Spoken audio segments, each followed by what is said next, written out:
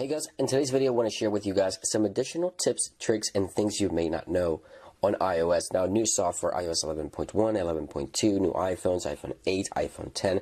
There's always new tips, and I think I have a few that I want to share with you guys here that I think you may not know. There's going to be a lot unique to iPhone 10 and some that you may know, but I think you're going to find some really good ones in this video. So let's get to it. Now, there's many ways to power off the iPhone 10, which could get a little confusing, I'm sure. Now, you can hold the side button and volume up or down together for a few seconds, and you get this menu here. But then you also get the emergency SOS and the medical ID, and it brings you directly to the lock screen if you decide not to power off. There's also a software feature built in here under General. Scroll all the way down and set to power off right here, or slide to power off, excuse me. You can set it by clicking the shutdown button, or in iOS 11.2, as I mentioned, you can do volume up, down, and then hold power. And that'll bring you to the slide to power off screen. Let me show you that again. So that's going to be volume up, down, power.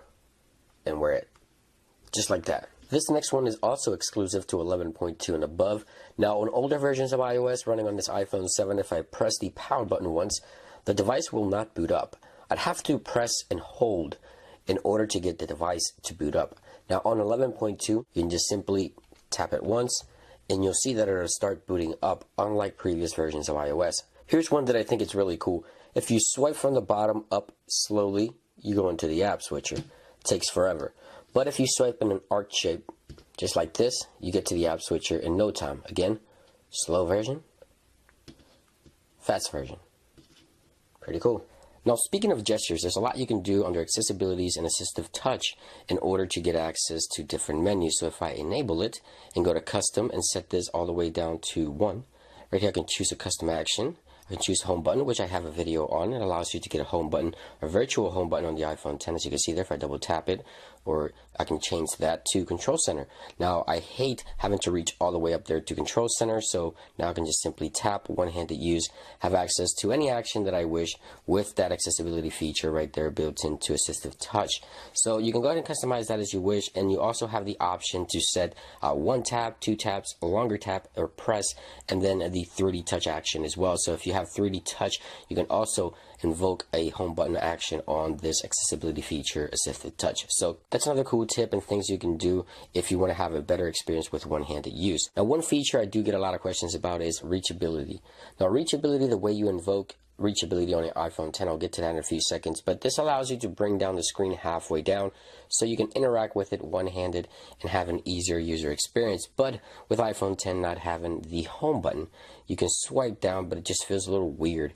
If there's a menu there, it's just hard to get to. So for example, if I'm in settings here and I swipe down, sometimes I find myself just tapping into menus instead of just clicking or swiping down on the function area there. But it is available on the iPhone 10, and you can also swipe down, bring down control center from the right. When you do that from the top portion of the apps, you don't have to go all the way up there, so right here. And you also have the ability to do the same thing with notification center, which is right there as well. And speaking of gestures and swiping, I really wish Apple would let us just swipe on the edge here of the screen to bring down control center, notification center, on the right or left, whichever we choose. Wouldn't that be really cool? You see there? You're probably asking yourself, how am I doing that? I'm gonna let you guys figure that one out. Pretty cool, huh? Now, another great useful tip for Safari in iOS 11 on the iPhone 10 or on the iPhone 8 or any other iPhone. You can tap on the status bar, center status bar here, and scroll all the way up to the top of the web page if you're on the bottom of the web page. A lot of people thought because of the notch this wasn't going to be possible, but if you tap on the notch there, it brings you all the way to the top of the page without having to scroll. Let me show you that again.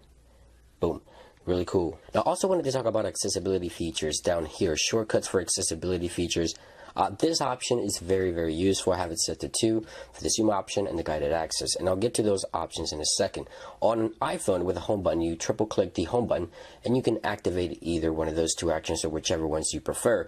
But on the iPhone 10, it's going to be 3 clicks of the side button, and it's going to ask me if I want to enable either or. Now, if you only have one single thing selected, it's going to enable it or disable it right away after the triple click. So I use this because there's a few options that I like to use under the zoom options here and guided access, which I'll get to in a second. When I enable zoom here, I can go ahead and get a darker filter on my screen. Very, very useful at night.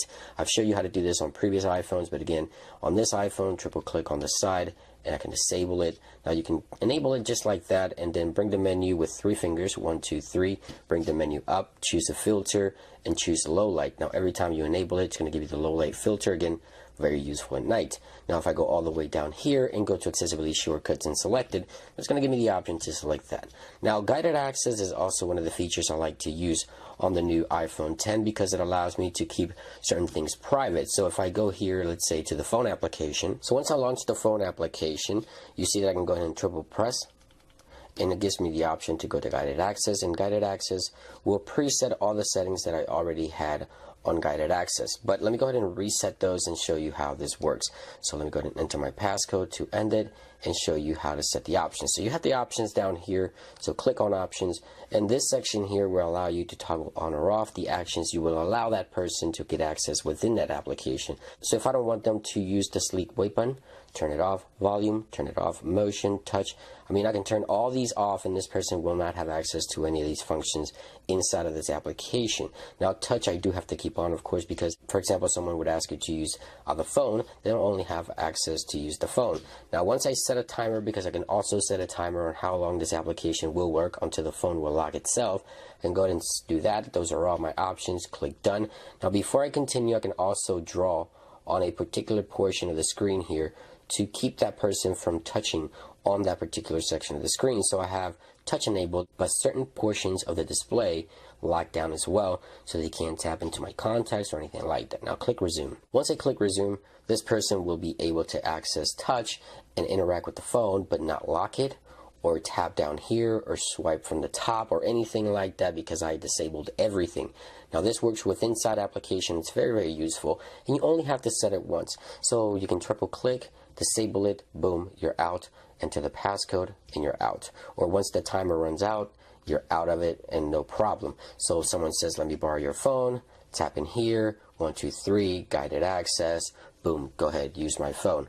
And now they can't go home, they can't do anything but use that particular portion that you restricted. So I just wanted to update you guys. I know that was a whole lot of guided access at the end of the video, but I thought it was very important to show you guys this feature on the new iPhone 10 and how it works on the new iPhone 10. And I hope you guys enjoyed the video and these tips as well. Let me know what you think in the comments down below. It's been a device help, and I'll see you real soon. Peace.